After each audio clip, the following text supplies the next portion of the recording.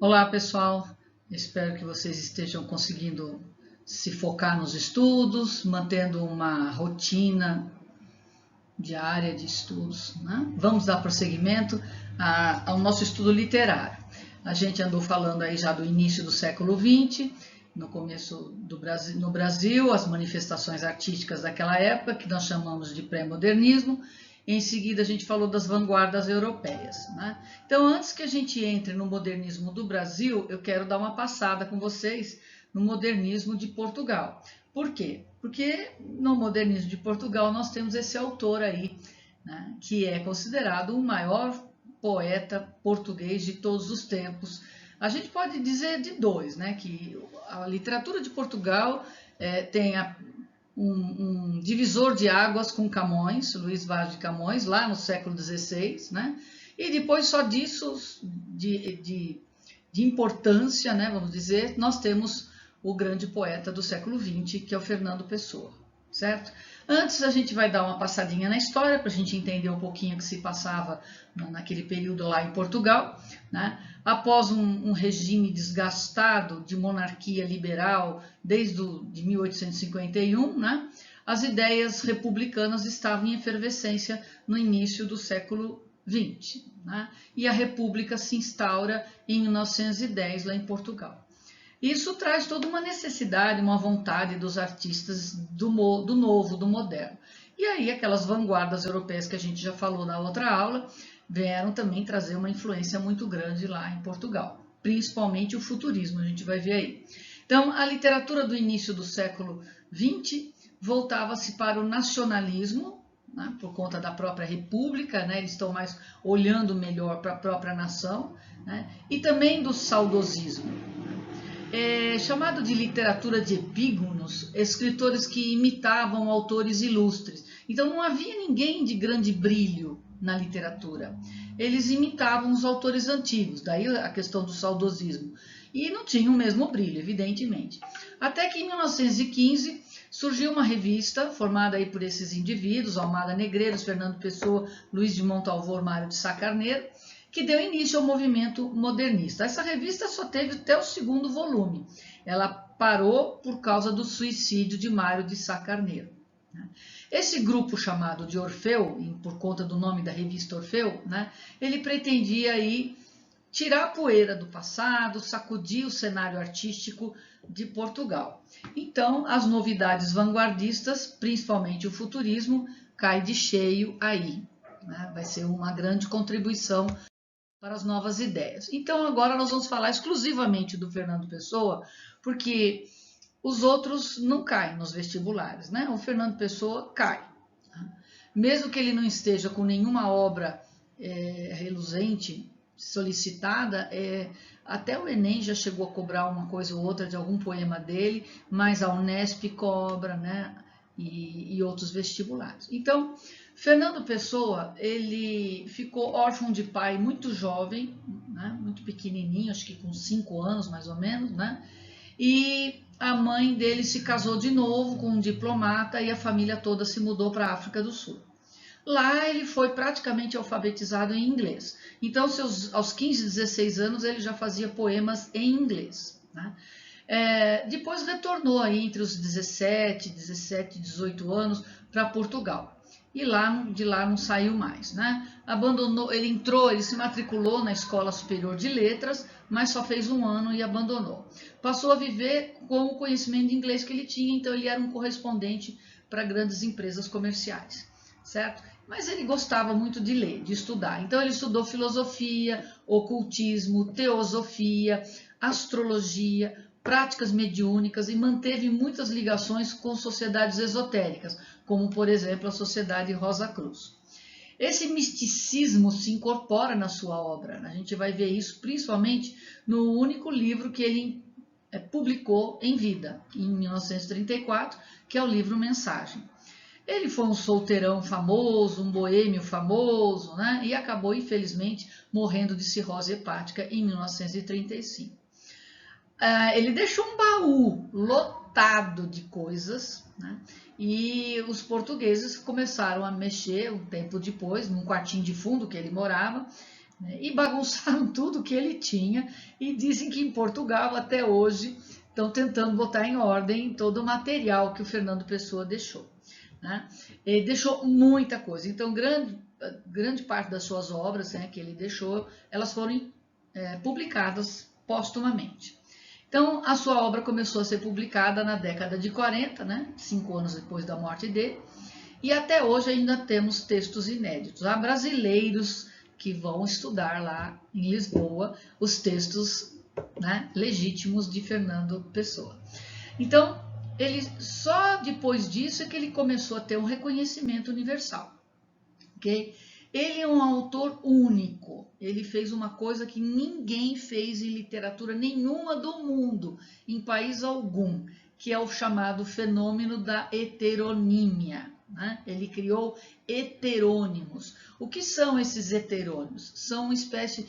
Muita gente confunde e acha que é como se ele estivesse incorporando o espírito. Não, não tem nada a ver com isso, né? Ele criou conscientemente outros eus, e por incrível que pareça, o homem tinha o sobrenome de Pessoa, né? Ele foi desdobrando a sua personalidade, ele criou personagens, vamos dizer assim. Então, eu coloquei um trechinho aí para vocês verem a própria fala do Fernando Pessoa sobre essa criação dele. Ele diz: construí dentro de mim várias personagens distintas entre si e de mim. Personagens essas a que atribuí poemas vários, que não são como eu, nos meus sentimentos, né, ideias, os escreveria. Então, ele tem as poesias feitas por ele mesmo, até o próprio livro Mensagem dele, a gente vai chamar isso de Fernando Pessoa ele mesmo ou Fernando Pessoa ortônimo. Orto quer dizer correto, né? Ônimo, nome, então o nome correto. Heterônimo, vários nomes, é isso que significa. Cada um dos seus heterônimos, os mais importantes, porque dizem que ele chegou a criar uns 70, mais ou menos, heterônimos, né? Mas a gente estuda 3 para vestibulares. O Alberto Caeiro, o Álvaro de Campos e o Ricardo Reis. Atualmente tem sido bem valorizado um semi-heterônimo dele, ele mesmo classificou como semi-heterônimo, que não é poeta, escreveu em prosa, chamado Bernardo Soares. Eu vou falar um pouquinho dele no final, tá? Então, esses 3 heterônimos, Alberto Caeiro, Álvaro de Campos e Ricardo Reis, são os que mais caem nos vestibulares e tem poesias, inclusive, que são bastante conhecidas. O próprio Fernando Pessoa apresenta personalidade para cada um, ideias e sentimentos para cada um. Cada um tem um estilo de fazer poesia diferente do outro e diferente do próprio Fernando Pessoa. Todos de altíssima qualidade. Seus poemas se diferenciam, né, do Fernando Pessoa, como eu falei aí. Então agora a gente vai dar uma olhada no próximo slide.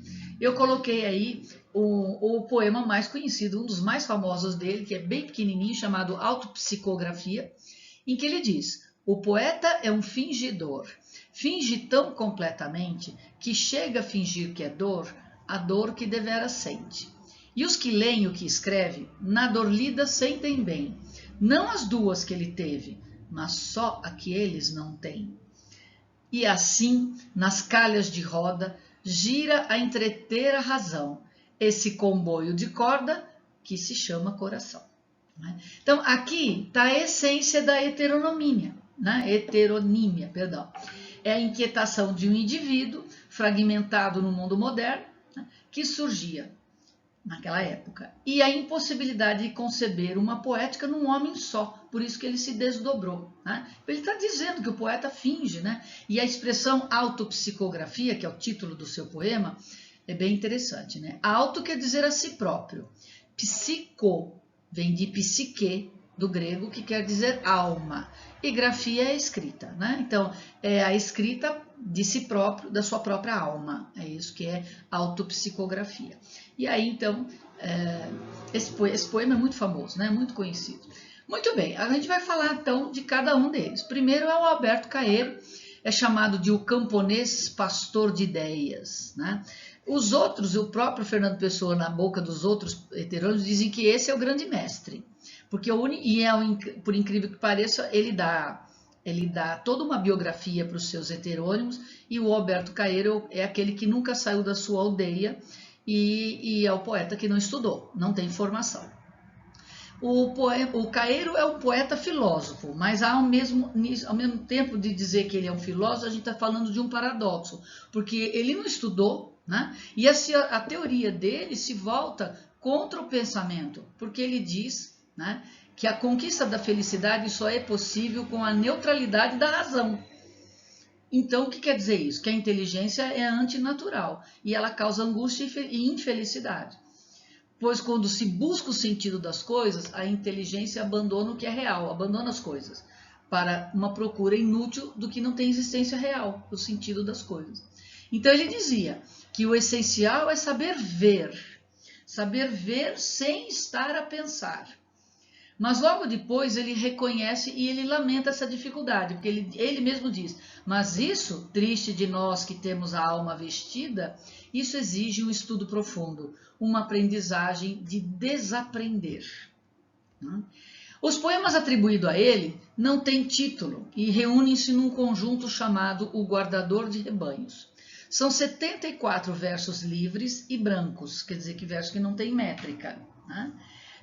De linguagem coloquial, informal, e em estrofes irregulares. Observa-se então nele a recusa de tudo aquilo que não é natural, de tudo aquilo que não é instintivo e sensorial. Ele percebe o mundo pelas sensações e não pela razão. Então a gente vai ver um modelinho aí de um poema dele no próximo slide. Eu coloquei um trecho aí. É bem longo essa poesia, Guardador de Rebanhos é um negócio bem longo. Mas olha aí, ó. Há metafísica bastante em não pensar em nada. O que penso eu do mundo? Sei lá o que penso do mundo. Se eu adoecesse, pensaria nisso. Que ideia tenho eu das coisas? Que opinião tenho sobre Deus e a alma? É sobre a criação do mundo? Não sei. Para mim, pensar nisso é fechar os olhos e não pensar. É correr as cortinas da minha janela, mas ela não tem cortinas. O mistério das coisas? Sei lá o que é o mistério. O único mistério é haver quem pense no mistério. Quem está ao sol e fecha os olhos e a pensar muitas coisas cheias de calor, né? Mas abre os olhos e vê o sol. E já não pode pensar em nada, porque a luz do sol vale mais que os pensamentos de todos os filósofos e de todos os poetas. A luz do sol não sabe o que faz, por isso não erra, e é comum e boa. Ok?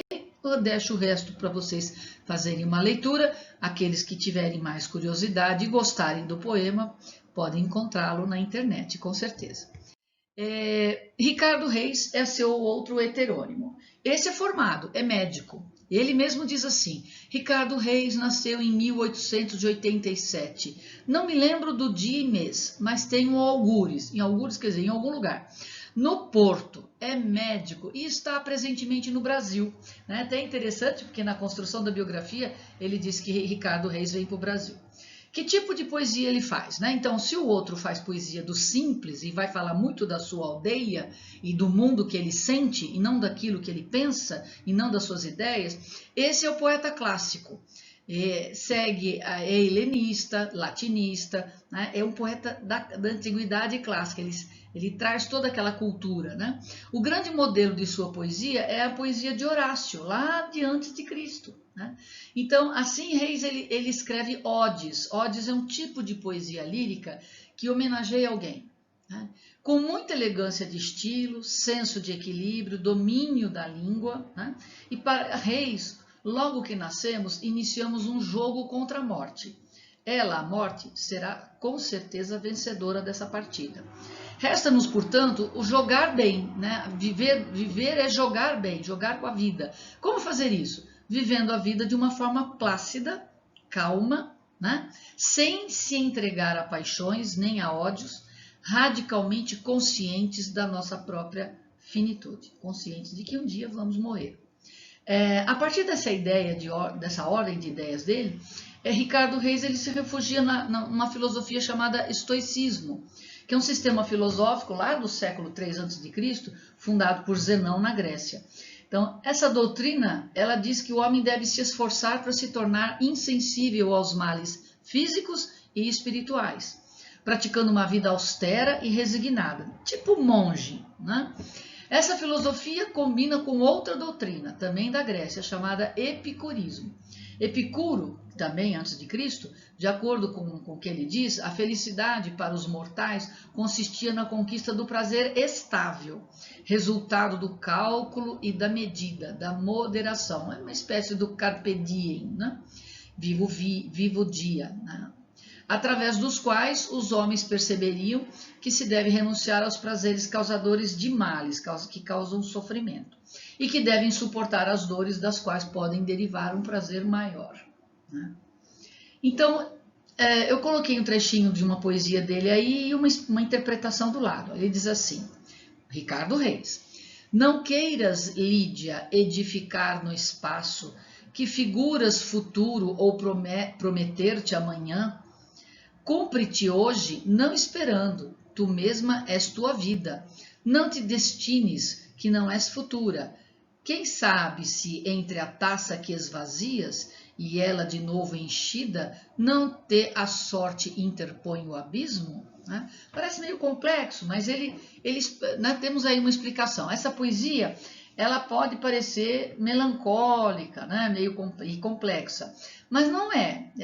Dela a gente tira a calma, a sabedoria que ele está querendo, que ele está falando, né? De que temos que aproveitar a nossa curta existência.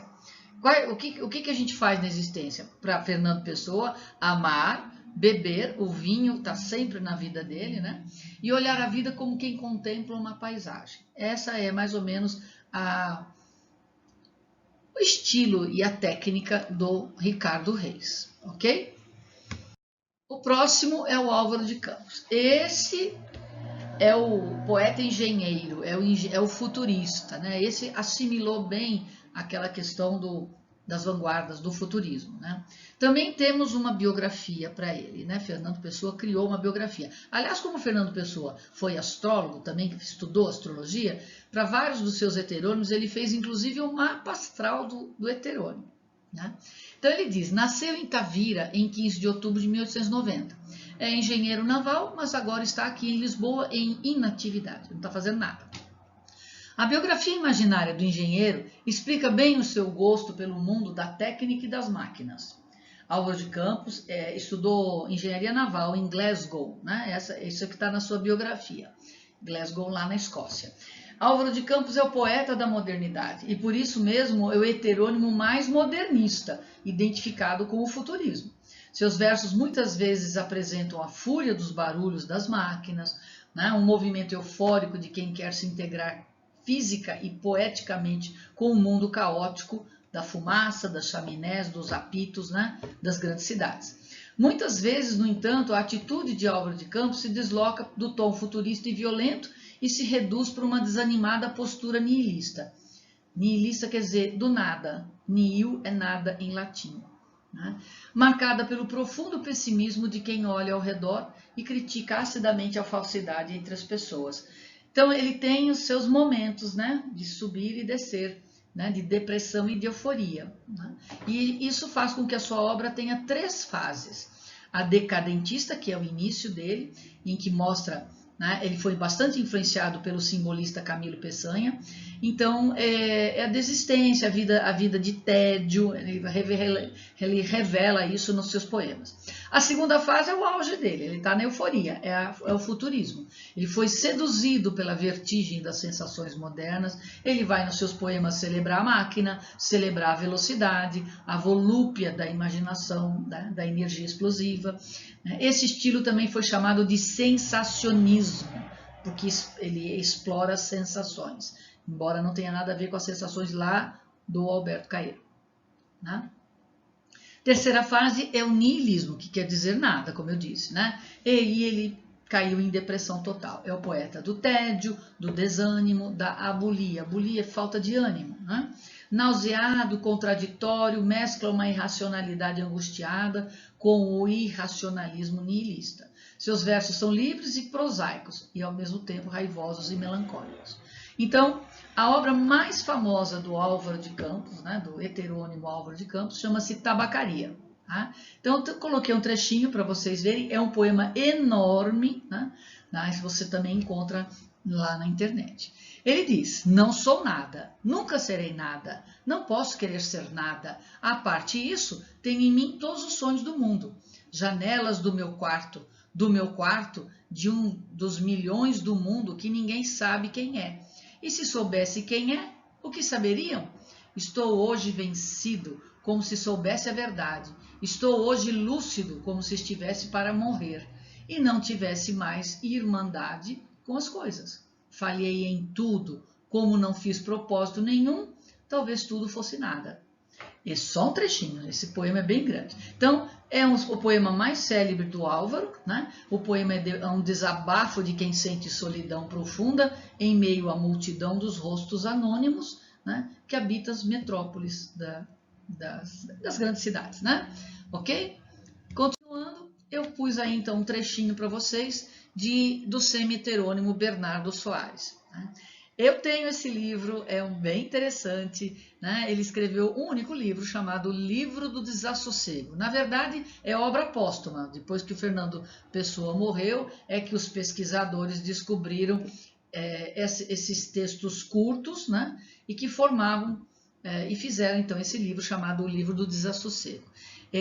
Os textos são relativamente curtos e em prosa, como eu falei, foram encontrados soltos no meio do tal baú lotado de coisas dele, né? E só foi publicado em 1982, quase 50 anos após a morte dele, né? E ainda é hoje um desafio para muitos especialistas identificar alguns outros fragmentos, se eles pertenceriam ou não a essa obra aí, né? Okay? Ou se elas seriam do próprio Fernando Pessoa, ele mesmo. Em carta de 1935, ao tratar Bernardo Soares, Fernando Pessoa disse o seguinte, ele escreveu para um amigo: parece sempre que estou cansado, ele diz assim, ó, né, que o Bernardo surge dentro dele quando ele está cansado. Aparece sempre que estou cansado ou sonolento. Que sorte que tenho um pouco suspensas as qualidades de raciocínio e de inibição. Aquela prosa é um constante devaneio. É um semi-heterônimo, porque não sendo a personalidade a minha, não é diferente da minha, mas uma simples mutilação dela. Sou eu menos o raciocínio e a afetividade. Ok? Vale a pena ler algumas coisas desse livro. Bom, poesia ortônima, ou também chamamos de Fernando Pessoa, ele mesmo. Esse aí também temos agora poesias bem conhecidas dele, aquela primeira lá do primeiro, né, O Poeta é um Fingidor, é dele. Ok? Manifesta-se nos gêneros lírico e épico. Tá? Então, na poesia lírica, ele transita entre as estéticas do final do século XIX, né, e as que se consagram no modernismo, com o modernismo. Ele vai escrever de formas tradicionais, como o soneto, né, vai usar esse formato, ou então ele usa a metrificação e a rima em poemas de versos curtos, cheios de musicalidade. Lembra? Final do século XIX, lá não houve o parnasianismo, só houve o simbolismo lá em Portugal. Daí a questão da musicalidade. Além de explorar o verso livre em poemas carregados de imagens vagas. Então eu coloquei um bem bonitinho aí para vocês, do lado tem uma interpretação e diz: ó sino da minha aldeia, dolente na tarde calma, cada tua badalada soa dentro da minha alma. E é tão lento o teu soar, tão como triste da vida, que já a primeira pancada tem o som de repetida. Por mais que me tanjas perto, quando passo sempre errante, és para mim como um sonho, soas-me na alma distante. A cada pancada tua, vibrante no céu aberto, sinto mais longe o passado, sinto a saudade mais perto. É bonitinho. O poema trata de um tema recorrente na obra dele, que é a relação entre o mundo sensorial, que ele fala aí, batidas do sino, né? A passagem do tempo, que tem a ver com a última estrofe, a cada pancada tua, né? Tá falando de uma passagem, né? Sinto mais longe o passado. E a consciência íntima do poeta, quando ele diz que os seus sentimentos, a tristeza e a saudade. Ok? Então, nós temos só mais uma aqui, né? Que é a poesia épica, é o nosso último slide, e do Fernando Pessoa, ortônimo, né? e publicou em 1934 aquela obra que eu falei lá no primeiro slide, que é a Mensagem. Foi o único livro em português que Fernando Pessoa publicou em vida. Trata-se então de uma obra de índole épica, né? Que é para falar dos grandes feitos de uma nação, sem o tom de exaltação, nem a estrutura narrativa de Os Lusíadas. Né? Mensagem reflete sobre a questão do nacionalismo, colocando em perspectiva o momento pouco grandioso de Portugal, o momento que eles viviam ali, né? E o passado de glórias e conquistas da época do expansionismo marítimo. Os portugueses sempre consideraram aquele período da expansão marítima, do descobrimento de vários países, inclusive do Brasil, né? Como um momento de grande euforia, de grande auge da civilização portuguesa. Portugal sempre sonhou em ser o quinto império da humanidade, nunca conseguiu, né? E eles tiveram um grande rei, chamado Dom Sebastião, na época de 1400 e pouco, que morreu numa batalha ali no Marrocos, né? No sul, quando atravessa ali o Mediterrâneo de Portugal e passa para a África. E o rei, eles estavam combatendo os mouros, né? E esse rei, ele desaparece, ninguém encontra nenhum corpo dele. Então, os portugueses criaram um mito em cima desse Dom Sebastião, que é chamado mito do sebastianismo, ou também chamado de mito do encoberto, né? Em que eles acreditaram, por muitos anos, acho que até hoje ainda temos portugueses que acreditam nisso, que Dom Sebastião vai renascer, vai aparecer como a fênix renasce das cinzas. Dom Sebastião iria aparecer em um determinado momento para levar Portugal a ser o quinto império, para resgatar, restabelecer a grandeza do povo português. Ok? Então eu coloquei um trechinho aí da obra Mensagem. Esse trecho tem um título, chama Antemanhã, né? E ele diz: o monstrengo que está no fim do mar veio das trevas a procurar a madrugada do novo dia sem acabar, e disse: quem é que dorme a lembrar que desvendou o segundo mundo, nem o terceiro quer desvendar? O som na treva de ele rodar faz mal o sono, triste o sonhar. Rodou e foi-se o monstrengo servo que seu senhor veio aqui buscar, que veio aqui seu senhor chamar aquele que está dormindo e foi outrora senhor do mar. Então, esse é o penúltimo texto de Mensagem, e ele deixa claro que a obra pertence, que a obra a que pertence não pratica a mera exaltação da nação portuguesa e de sua história. Ao contrário, nota-se que esse monstrengo, né, vem tentar acordar o povo que já foi o senhor do mar, né, mas que agora se encontra no sono da decadência e da prostração. Então, tem um quê pessimista aí em relação ao momento que o Fernando Pessoa estava vivo. Né? O livro Mensagem chega a atualizar o velho mito do sebastianismo, né? Segundo o qual o rei Dom Sebastião, que desapareceu durante uma batalha lá em Marrocos, sem deixar nenhum descendente e não deixou vestígios, não encontraram o corpo dele, né? Retornaria para restabelecer a grandeza da pátria portuguesa, da pátria lusitana. Ok? E assim, então, a gente encerra o nosso estudo. Eu recomendo muito que vocês busquem Fernando Pessoa para ler na internet. Muito cuidado com fakes. Tem muita frase do Fernando Pessoa, né, que não é dele e que atribuem a ele. Então, precisa tomar muito cuidado com qual é o site que você está buscando. Né? Tem uma frase dele que vocês vão gostar. Eu vou encerrar minha apresentação com a frase que vocês já devem ter ouvido. Tudo vale a pena se a alma não é pequena. Ok? Fiquem com Deus. Até a próxima. Muito obrigada.